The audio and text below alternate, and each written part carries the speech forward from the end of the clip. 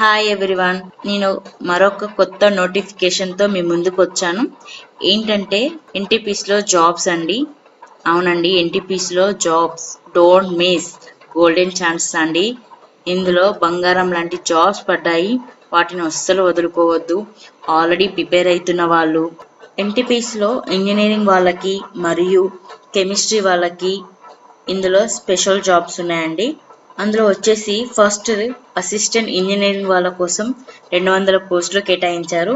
Second వచ్చేసి assistant chemistry వాళ్ళ కోసం 30 పోస్టులు ఉన్నాయండి. అయితే మనం అసిస్టెంట్ ఇంజనీరింగ్ కోసం మాట్లాడుకుందాం.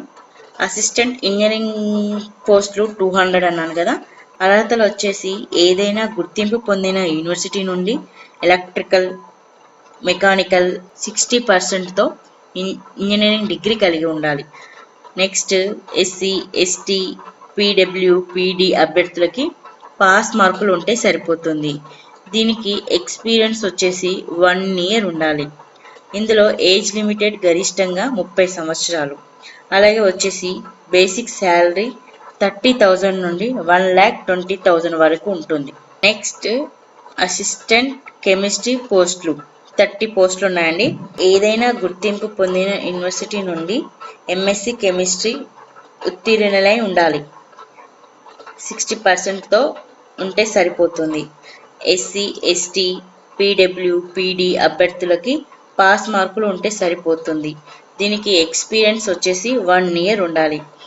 అలాగే ఏజ్ లిమిటెడ్ గరిష్టంగా 30 సంవత్సరాలు ఉండాలి. ఇందులో కూడా బేసిక్ శాలరీ 30,000 నుండి 1,20,000 వరకు ఉంటుంది.